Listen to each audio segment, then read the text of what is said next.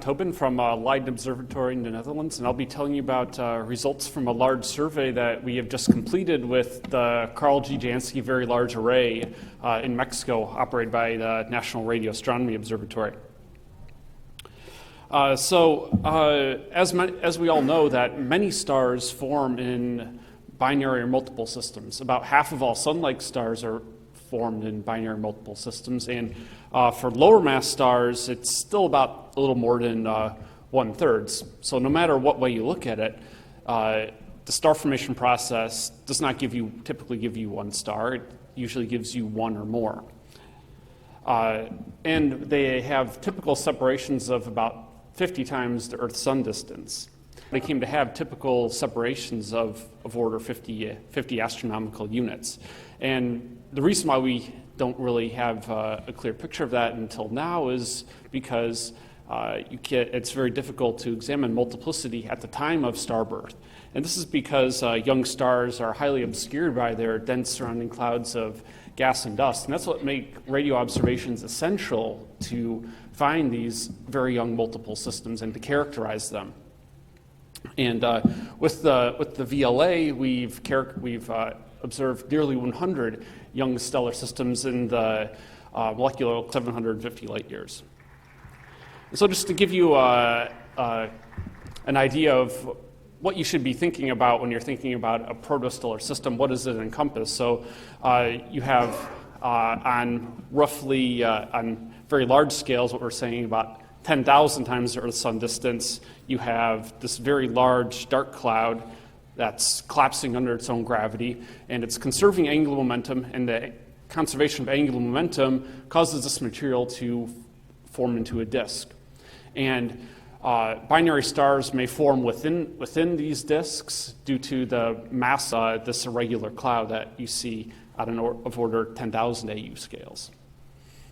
And so the reason why we need radio observations to characterize multiple star formation is really illustrated in this image here. This is an optical image of one of the star forming regions we looked at. And as you can see, it's mostly blank in the optical. And one particular region of very active star formation is located in this box. You see a little bit, a hint of something going on at optical wavelengths, but it's very unclear. And even if we turn the Hubble Space Telescope to this region, and so these are real data from the Very Large Array at a wavelength of 9 millimeters. And so an optical light, for reference, is about 550 nanometers. And so what you see here are three systems here. We knew about these three clumps of stars here, one here, one here, and one here. We knew about them from infrared and millimeter and radio observations earlier, but until we did our survey, we did not know that that this system at the bottom was actually comprised. So now, instead of just being a triple system, this is actually a quite complicated sextuple system. And so now what I'm going to show you is, another thing to note is that in the system on the bottom here, it appears that there's some diffuse extended material that may be tracing the dusty disk around the star from which the binaries may have formed. And what I'll now show you is an artist's conception. And this is separated by roughly 200 times the Earth-Sun distance, and this one is separated by roughly 60 times the Earth-Sun distance. And now I'll show you an artist's conception of what this is bottom. And so this is an image that was put together by Bill Saxton at NRAO. And so you see here, this is the triple system that we saw at the bottom with the two sources forming within the surrounding disk. And this is the system that was the upper right, a binary star also surrounded by a disk, and we think that that binary star formed within the disk. And then this source is just a single star surrounded by a circumstellar disk. And then these, the bluish white features are representing the outflows from the protostars.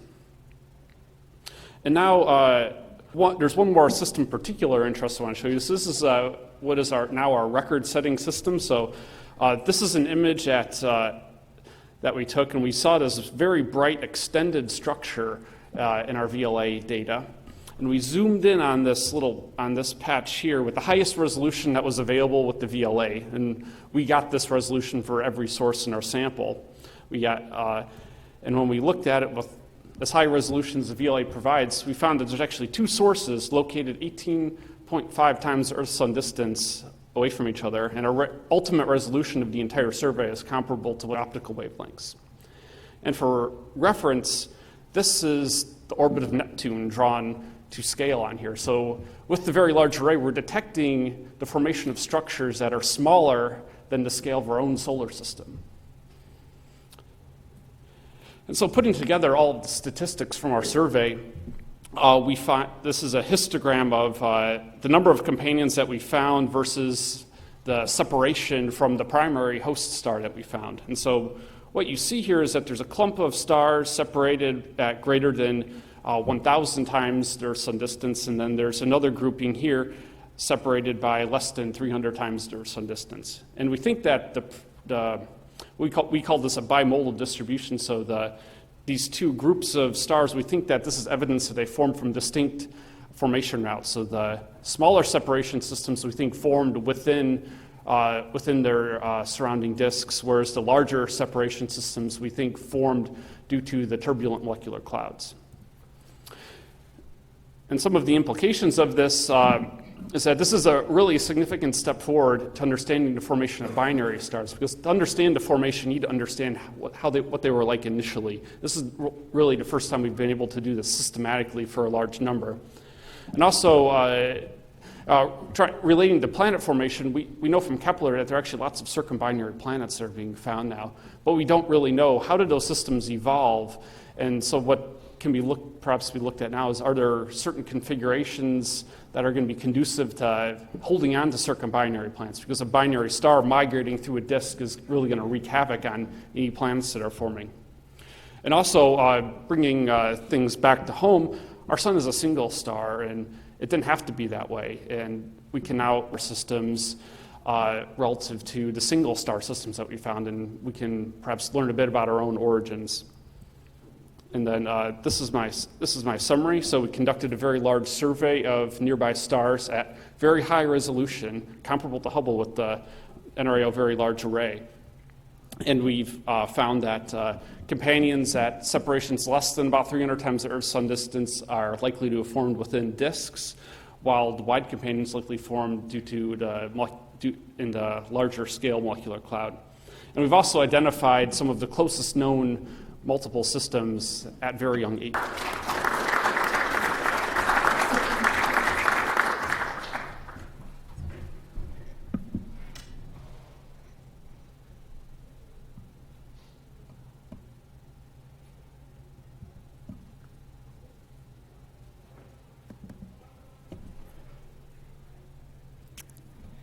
I'm a graduate student at the University of Illinois, so young scientists can also make a lot of big discoveries. I have to thank John for doing that great introduction. So you're already oriented. You understand that these systems have outflows, that they're heavily embedded and hidden in these dust envelopes. So it's a two-for-one survey. Not only can we study John's multiples, we can also study my disks with the same instrumentational setup. 2 science goals, 1 survey. So I'm hunting for the youngest protostellar disks. And those are very mysterious objects. They're hidden in those envelopes. Up to 90% of the dust emission at radio wavelengths is blocked by the dust that these stars are still forming from. Eventually, most of that dust will wind up being a part of the protostar at the end. So these protostars are really still growing. We're looking at the very, very youngest observable protostars. Until the VANDAM survey, only 3 known disks from the youngest stage of protostellar evolution were known, and this is after decades of work. We've only found 3. Now, those known protostellar disks were only about 50 AU. That's about the size of about the orbital. It's about the radius of Neptune. Sorry, where Neptune is in our own solar system. That's about 50 AU. So there was thought that maybe these 3 young disks that we know of were biased. They're biased observations because are we detecting what happens to be the biggest, brightest, and easiest detectable disks? So That's something that we're trying to address. And part of doing such a large survey with VANDAM is by observing all the protostars in a single molecular cloud and looking for disks, we're able to take away that bias. And now we're going to be able to say something about how common these disks are, or how common they're not, how rare they are. Disks are important for a lot of reasons. Disks are key to helping the protostar grow. They help funnel that dust down to the protostar and help it gain mass and become a larger star as it continues to evolve. These outflows that John pointed out, these beautiful blue parabolas, that you can't see these outflows. Now what's interesting is, while we haven't been able to detect disks, if we look at wavelengths that aren't in the radio, we can still see these outflows. And they tend to be stronger in younger sources, and they're very common for the class 0 protostars. So even though we're not seeing the disks, we think the disks should be there. Disks are also sites of planet formation. If you don't have disks, there's nothing around a protostar to clump up. There's not a dust reservoir which it can grow these planets. So what I think is interesting about these disks is formation of the solar system. What we have to do is look at other analogs of the sun. We have to look at stars that are like the sun, like the low-mass protostars that John and I are looking at, and find the disks then, and then we can draw conclusions by making a sort of protostellar disk recipe. How do you make disks? And then if we know how disks are made, maybe we can figure out how planets are made. So no disks, no planets. So if we see disks, maybe we can find planets at early times. So we made a lot of progress. So whereas before we only knew about 3 of these are 9 new ones. And that's only half of what we found with the VANDAM survey. We found 18 more. So that's 25% of the protostars in our survey have these young disks. So they're actually quite common. Not only that, this is really the tip of the iceberg. We're pushing the instrumentation to the limits. You can see these white circles in the corners of these boxes. That represents the resolution of our telescope. If disks are smaller than that, we have no idea if the disks are there or if they're not. So there could be disks that are smaller that we just can't see. And we can see down to around 12 AU. That's around the orbit of Saturn. So there's still plenty of room for planets to grow in smaller. Now these disks have radii of about 25 AU. That's about the radius of Uranus in our own solar system. So you can see that not only can you have room for rocky Earth-like planets to grow that I like to think about, but there's also room for some of the gas giants, Jupiter, Saturn, Uranus, to grow as well. What's interesting is that because these disks are large, that has implications for whether or not magnetic fields are important in these sources. Magnetic field theory, as it relates to star formation, would predict that magnetic fields would, if they're strong, hinder the growth of these disks, and they should be quite small. In fact, small enough that magnetic fields are not important, or if they were important, they are no longer important already at this early stage of protostellar evolution. But that's interesting because that could mean that if in those sources that could still have disks that we just don't know of because of instrument limitations in our survey, maybe there are other sources that do have 10 AU or smaller disks and could have very strong magnetic field lines. So really, we're waiting for instrumentation to catch up to what we want to examine. So there are really 2 ways to examine protostellar disks. One way is to do what we've been talking about, and you take an observation and you measure it in these young times. But you could also take and do it from a mathematical and physical perspective. You work out on paper and in your computer from basic physical principles, you can build a disk. So, and that would be the model. So to compare these two, which is what we're working on both methods. We both observe it and we build one. We would take the model, which here is the center panel, and subtract it from the data, which is the left-hand panel. And you see that in the third panel, it's completely blank, but that's good. That means that our model can account for pretty much all of the emission and structure that we see in the observation. And finally, our observational wavelength is about 8 millimeter.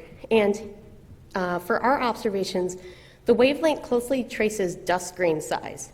But 8 millimeter is not dust grains, it's not sand, it's not specks, it's peas, it's pebbles, it's rocks. So because our disks are about out to the orbit of Uranus, and we can see these large rocks and pebbles out to that size, that means maybe the planets have a head start at formation at these early times. If they don't have to start from this stage of evolution from specks, disks may be helping to boost planet formation earlier than we ever thought. That's why it's important to try to push the limits and understand where at earlier and earlier epochs of star formation and earlier stages of stellar evolution, where do these disks come from? Because they start to set limits on how early planets can form.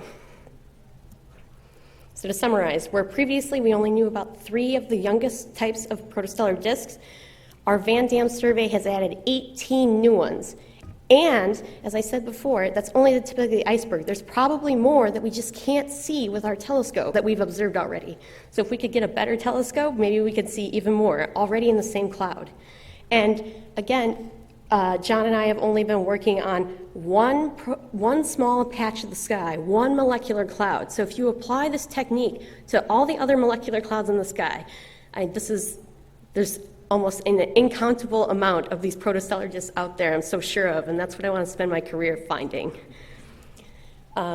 These young disks are also large enough that they, when you compare them to magnetic field theory, it probably indicates that for the disks that we're seeing, magnetic fields are either not important, or they used to be. And then finally, since these young disks exist at all, and the sizes of the dust grains or pebbles are quite large, planets could get an early start at star formation, or planets could get an early start to forming in these forming stars. So I am around the rest of the week. My contact information is at the top of the slide, and I have a poster tomorrow, so if you'd like to drop by, we can get into more of the nitty-gritty technical details if you'd like. Thank you.